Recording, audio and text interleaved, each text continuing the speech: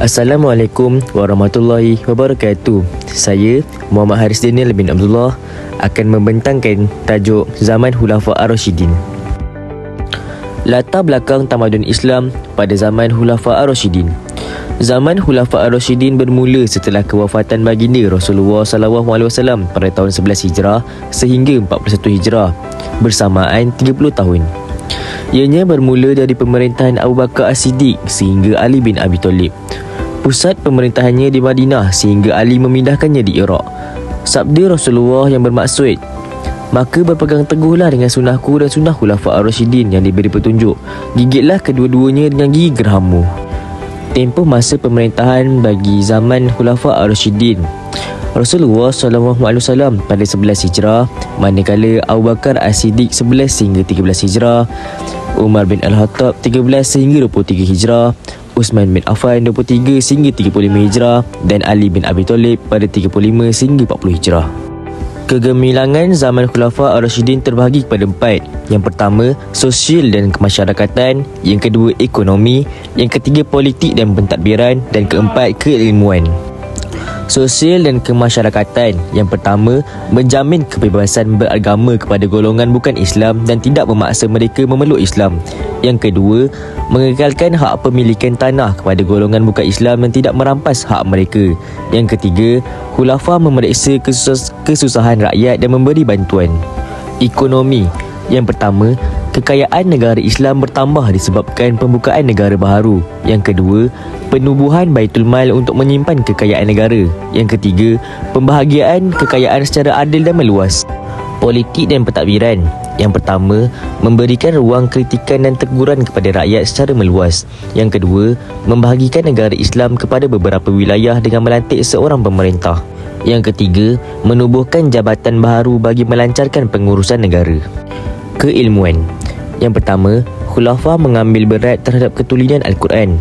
Yang kedua, Al-Quran ditulis semula menggunakan dialek bahasa Quraisy bagi mengelakkan umat Islam keliru dengan kesahihan Al-Quran. Yang ketiga, berikan peruntukan khas kepada guru-guru yang mengajar Al-Quran. Faktor kegemilangan tamadun Islam pada zaman Khulafa Ar-Rasyidin mempunyai beberapa faktor, antaranya berpegang teguh dengan ajaran Al-Quran dan Al-Sunnah serta melakukan ijtihad bagi mengelakkan permasalahan yang dihadapi oleh umat Islam. Yang kedua, mentadbir sumber kewangan negara dengan cekap dan amanah serta membanteras sebarang penyelewengan. Yang ketiga, rakyat berhak untuk menegur dan memberi pandangan kepada khulafa. Yang keempat, rakyat sentiasa menghormati dan mentaati khulafa dalam perkara yang membawa kepada kebaikan. Terdapat 4 tokoh terkemuka zaman Khulafa Ar-Rasyidin, antaranya Aisyah binti Abu Bakar As-Siddiq, Khalid bin Al-Walid, Abdurrahman bin Auf dan Zaid bin Sabit. Yang pertama, Aisyah binti Abu Bakar As-Siddiq. Aisyah merupakan isteri kepada Rasulullah. Aisyah mempelajari tafsir Al-Quran dan ajaran Islam secara langsung daripada Rasulullah. Aisyah berpeluang melihat akhlak baik Rasulullah. Selepas kewafatan Rasulullah, Aisyah menjadi rujukan umat Islam untuk mempelajari agama Islam. Kedudukan Aisyah sangat tinggi di sisi umat Islam dan beliau disayangi oleh mereka. Aisyah juga menjadi rujukan kepada Khulafa Ar-Rasyidin bagi mendapatkan nasihat. Yang kedua, Khalid bin Al-Walid. Khalid bin Al-Walid digelar sebagai Saifullah, pedang Allah, kerana kepakaran menyusun strategi peperangan. Selepas memeluk Islam, dia dilantik oleh Rasulullah untuk ketuai peperangan Islam. Pada zaman Abu Bakar, beliau telah dihantar untuk memerangi orang murtad dan Nabi palsu sehingga berjaya mengalahkan mereka. Beliau dihantar ke Iraq dan Syam untuk memerangi tentera Parsi dan Rom. Pada zaman Umar, beliau sebagai ketua peperangan telah digantikan dengan Abu Ubaidah. Penggantian tersebut kerana untuk mengelakkan umat Islam terlalu taksub dengan Khalid Al-Walid kerana menang peperangan. Abdurrahman bin Auf. Abdurrahman bin Auf merupakan sahabat terawal memeluk Islam.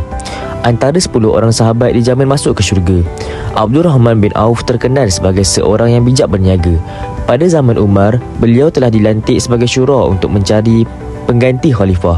Kebijaksanaan Abdurrahman beliau dapat elakkan perbalahan umat Islam disebabkan wujudnya persaingan merebut jawatan. Selama 3 hari kewafatan Umar, beliau telah berjumpa dengan masyarakat dan bersetuju untuk Uthman menjadi khalifah.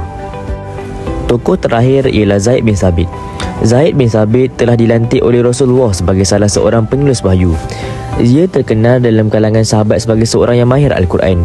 Pada zaman Abu Bakar, beliau telah ditugaskan untuk menghimpunkan tulisan Al-Quran yang telah ditulis untuk menjadi salinan Al-Quran rasmi. Pada zaman Umar dan Osman, beliau ditugaskan untuk memberikan fatwa. Zaid bin Sabit juga menjadi hakim di Madinah. Idea meningkatkan kualiti kehidupan masyarakat Islam pada masa kini. Yang pertama, mempelajari dan mendalami sirah khulafah. Yang kedua, menjadikan para sahabat Rasulullah dan khulafah sebagai ikutan dalam kehidupan. Yang ketiga, mencontohi pengorbanan para sahabat dan Rasulullah. Yang keempat, mencontohi kebijaksanaan para sahabat dan Rasulullah. Ini saja pembentangan daripada saya. Sesungguhnya yang baik datang daripada Allah dan yang buruk datang daripada diri saya sendiri. Hakikatnya kedua-duanya datang daripada Allah. Sekian, terima kasih.